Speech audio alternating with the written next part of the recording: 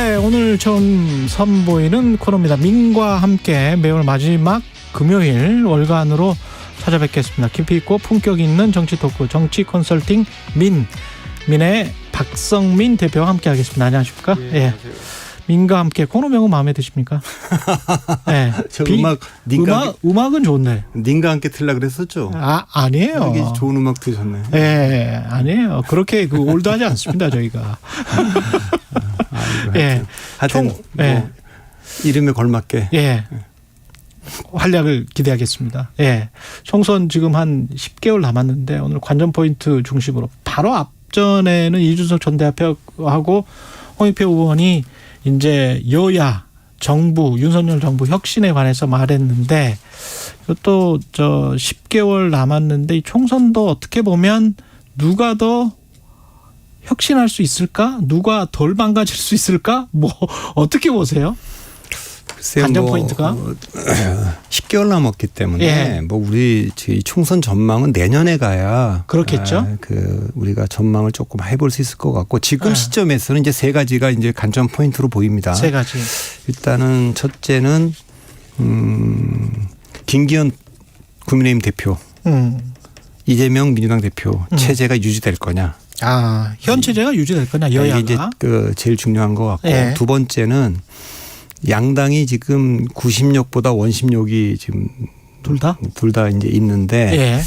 그 원심력이 더 강해지면서 분열할 거냐.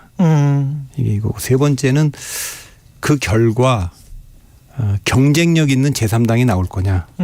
이 시점에서는 그 세 가지가 제가 보는 가장 중요한 선거에 영향을 미치는. 근데 이 선거에 영향을 미치는 여기에 지금 어떻게 보면 어떻게 보면이 아니고 모든 측면에서 가장 큰 권력이라고 할 수 있는 대통령이 지금 반국가 세력이랄지 이런 굉장히 센 발언을 하시잖아요.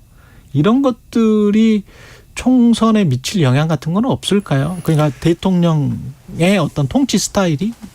그러니까 이제 개별 이슈를 제가 다 여기서 논평할 수는 없으니까. 그렇죠.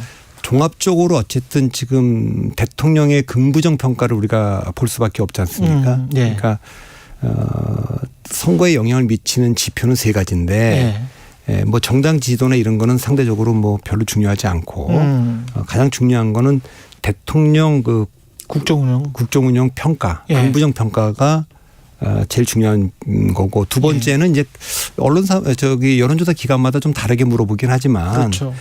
국정 안정을 위해서 여당을 찍을 거냐 아니면 정권 견제를 위해서 야당을 찍을 거냐라는 그렇죠. 여당 찍냐 야당 찍냐 이게 있어요. 예. 이게 이제 아주 중요한 지표 중에 하나입니다. 그다음에 보조 지표로는 이건 조사 기관들이 거의 조사를 안 하는데 야당이 대안이냐. 야당이 대안이냐도 굉장히 중요하거든요. 야당에 대한 평가도 그렇겠죠. 가끔 야당 대표에 대한 그 호감도를 평가하기도 하고 정무수행에 대한 평가도 있지만 야당이 대안이냐 이 세 가지를 지표를 보면 되겠는데 지금 이제 전화면접 조사로 보면 대통령 긍정 부정 평가가 계속 압도적으로 높지 않습니까? 그렇죠. 다만 이제 요거는 35대 55를 잘 주셔야 됩니다. 그러니까 35대 55를 긍정평가가 35% 미치고 부정평가가 55를 넘는다면 이 구도가 정권 심판론이 작동할 겁니다. 총선 전까지 만약에 이렇게 된다면. 예, 그렇죠. 그런데 이제 시간이 가서 부정평가가 더 높더라도 예를 들면 긍정평가가 한 40 정도 되고 그렇죠. 부정이 한 50 정도 되면 좀 내려온다면 그러면 이제 그거는 인물 경쟁력이나 이슈나 이런 걸로 이제 변화가 되고 민주당이 간과하지 말아야 될 거는 지금 대통령 긍정 평가가 한 35에서 40 정도 안에 좀 왔다 갔다 하는데 그렇죠. 실제로 고관여층 투표할 가능성이 있는 적극적인 관심층은 그렇게 차이 나지는 않습니다. 그러니까 요 문제를 민주당 입장에서는 조금 더 간과하면 안 된다 이렇게 보셔야 될 것 같고요. 그러니까 국민의힘 열렬 지지자 그다음에 민주당 열렬 지지자들을 30-30으로 놓고 보면 총선 투표율이 한 60밖에 안 되잖아요. 예, 지난번은 66이었지만 이번에는 그보다 좀 낮을 거로 보죠.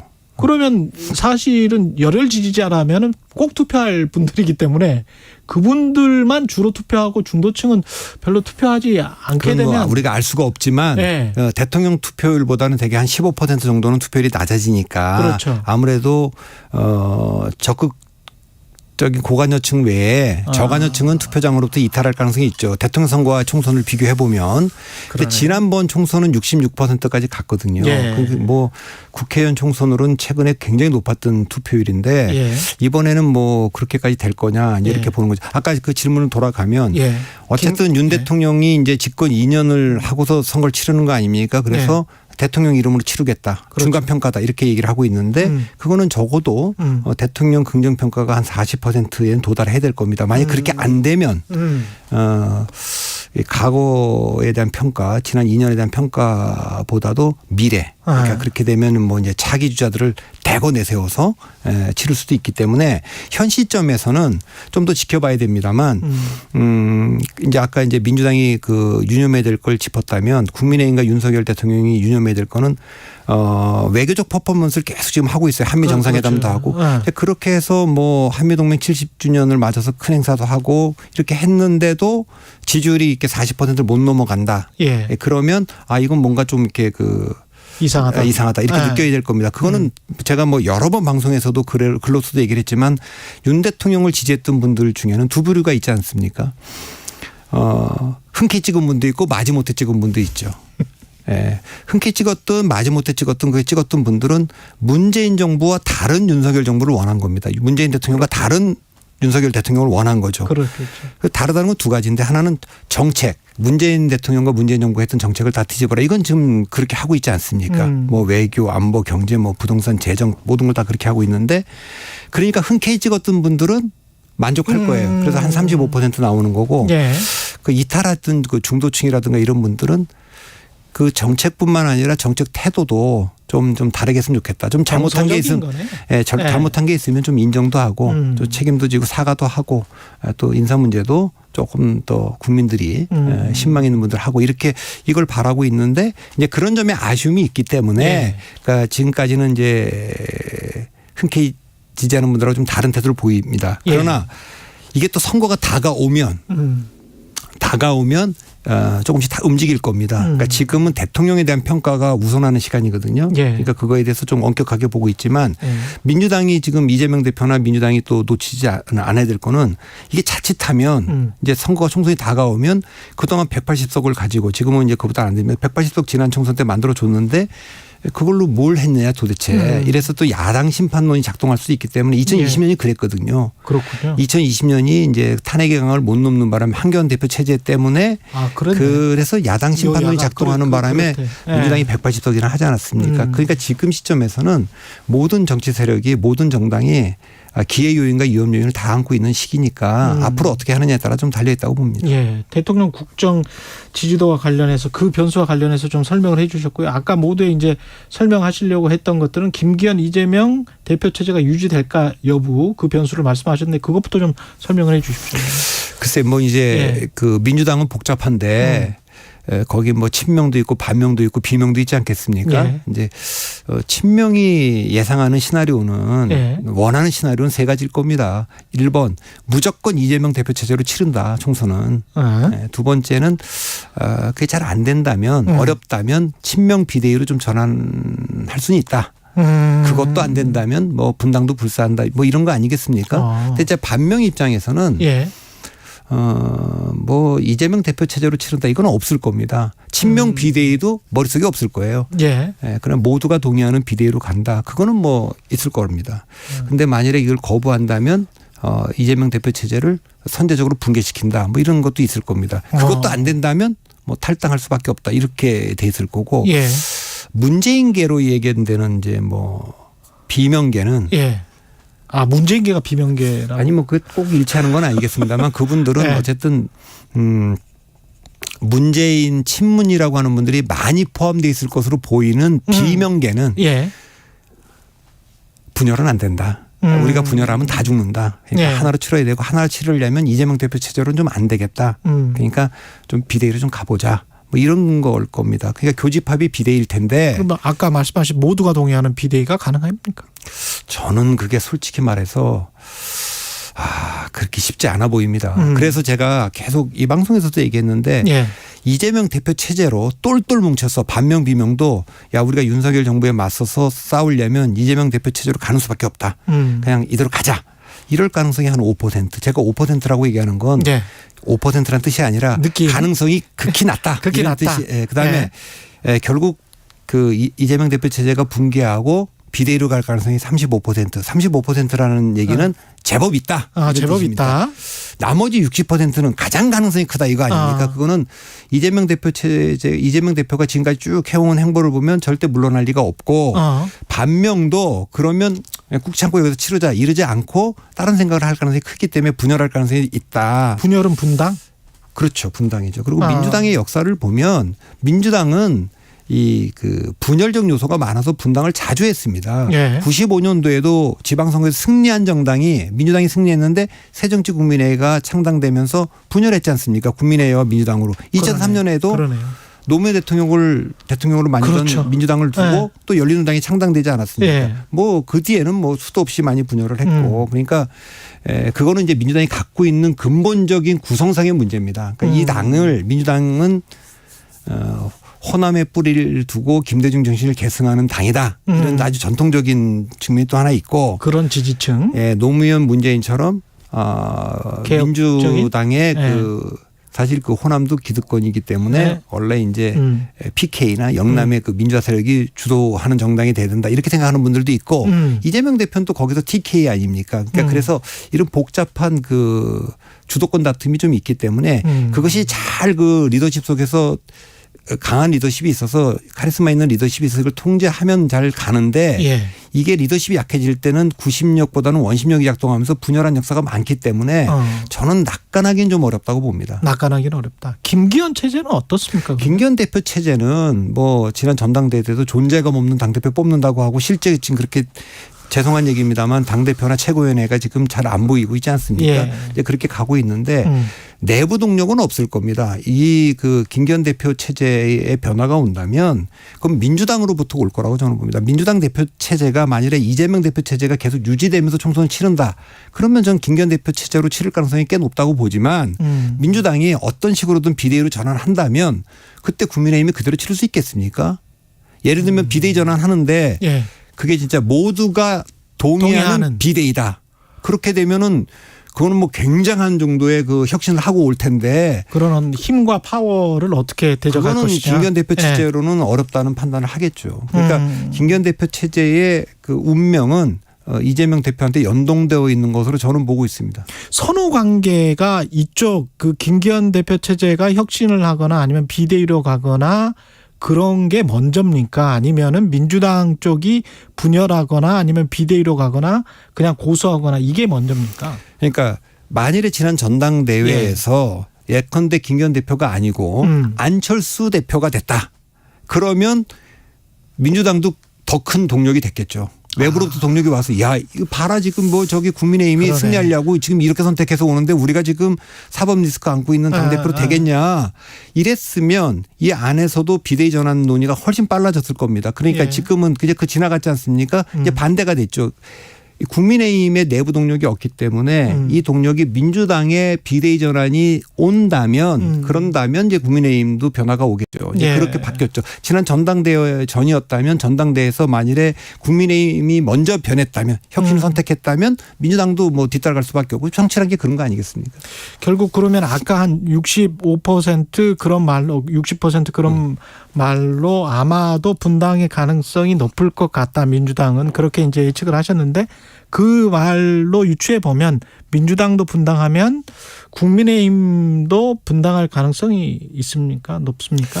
그거는 됩니까? 뭐 제가 뭐 확신을 못 하겠는데 굳이 다르게 시나리오로 얘기한다면 2020년처럼 양당으로 똘똘 뭉쳐서 66% 투표를 가면서 거의 뭐 제3세력이라는 건 없는 그런 양자 구도로 치러질 가능성이 저는 한 20% 정도 가능성이 있다고 계속 말씀드리고 2016년도 2016년도는 가운데 국민의당이라고 하는 강력한 제3당이 있었어요. 그냥 뭐 제3당은 늘 있었지만 강력한 제3당 아닙니까? 이 강력한 제3당이 나올 가능성 그렇게 3자 구도로 치러질 가능성도 한 40%는 돼 보이고 지금 현재 상황이 그다음에 96년도처럼 그때는 양당이 다 분열했거든요. 여권은 신한국당과 자민련으로 분열을 했고 야권은 국민의힘과 민주당으로 분열을 했습니다. 이런 4자 구도로 치러질 가능성도 전 40%가 있다고 보는데 지금 시점에서는 그걸 뭐 판단하기는 좀 어렵죠. 예. 그래서 제3지대가 강력해지려면 조건은 1당이나 2당에서 우선 크게 균열이 나야 됩니다. 지난 2016년에는 일단 민주당에서 파열음이 났지 않습니까? 그 문재인 대표가 될 때 나왔던 박지원 그 의원. 그러네요. 예. 그래서 호남에서 반 문재인 바람이 불면서 가다가 혁신위가 이제 김상곤 조국 혁신위가 있었지만 안철수 의원이 뭐 9월 달에 혁신은 실패했다 이러면서 이제 문재인 안철수 대립으로 가다가 결국은 안철수가 12월 13일 탈당하면서 또 호남 의원들 다 탈당하면서 예. 실제 2016년 그 총선에서 호남에서 23석이나 국민의당이 가져갔지 않습니까? 이제 그러면서 그것만 가져간 게 아니라 이제 그 새누리당에서 박근혜 대통령 쪽에서 당의 그 유승민 의원을 공천 배제하면서 무소속하면서 그랬네. 거기도 또 파동이 나면서 그랬네요. 제3당인 국민의당이 양쪽 세력을 흡수하면서 이제 가지 않았습니까? 이제 그렇게 될 가능성도 있지만 뭐 역사적으로 제3당이 성공한 건 자민련 성공이나 아니면 96년 자민련이 50석 했거든요. 그렇죠. 그리고 국민의당이 2016년에 38석 하지 않았습니까?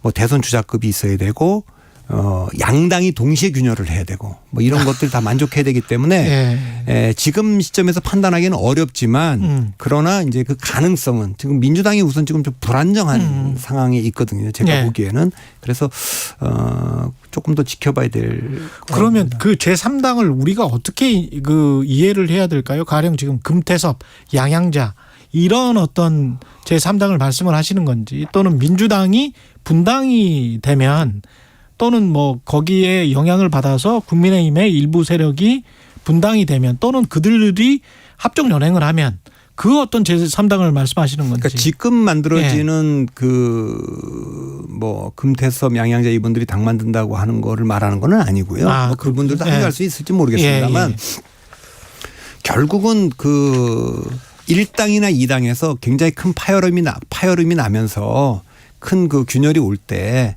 그때 이제 제3당 바람은 부는 거 아니겠습니까? 그러니까 96년도에도 자민련이 바람을 일으켰던 거는 원래 3당 합당을 했다가 지방선거 앞두고 이제 JP가 쫓겨나서 이제 지방선거 때는 자민련으로 충청도를 석권했는데 그해 이제 뭐 95년 12월 달에 전두환 노태우 두 전직 대통령이 구속되면서 TK마저 신한국당으로부터 이반하면서 자민련하고 손잡았잖아요. 그래서 사실 거기서 TK에서 엄청나게 의석을 많이 얻어서 대구 같은 데서 그래서 50석을 하지 않았습니까? 그러니까 그런 조건이 동시에 만족해야 되기 때문에 이런 것은 아마도 지금보다는 연말이나 내년 초까지 가서 공천의 그 가시권에 들어와야 그렇게 될 수 있을 것 같고 국민의힘은 아무래도 이제 우리가 뭐 조금 전에 나왔던 이준석 대표라든가 윤승민 뭐 전 의원이라든가 이런 분들 우리가 이제 주목하고는 있습니다만 한번 탈당했다가 바른정당의 실패를 경험한 적이 있지 않습니까? 그리고 보수는 그 바른정당 그때 대통령 선거를 앞두고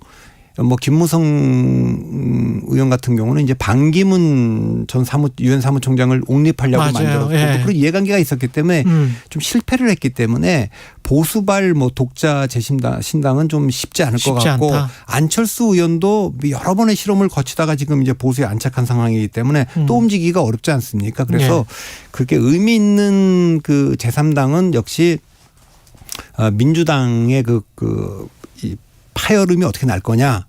여기서 이제 일단 보이고요. 조국 전 장관 같은 경우는 변수가 돼요. 저는 안 될 거라고 봅니다. 안 됩니까? 안 된다는 게 나오지 않을 것이다 아니면 그건 제가 알 수가 없죠. 나와도 별로 그 파열음이 안 될 것이다. 안 된다고 보죠. 그러니까 조국 전 장관은 뭐 지금 본인이 또 이제 재판도 받고 있기 때문에 그걸 넘어서야 되겠습니다만 뭐 조국 전 장관이 출마를 해야 된다 그래서 저 개인적으로 제가 그분 모릅니다만 저한테 물어보면 출마하면 안 된다고 다 떠나서 그러니까 조언을 해줄 것이다. 예, 그렇죠. 왜냐하면 정치라는 거는 뭘 안 하는 게 디폴트인데 그럼 이제 길게 봐야죠. 지금 재판을 받고 있으니까 뭐 지금 뭐 관악으로 나간다, 광주로 나간다, 뭐 부산으로 나간다.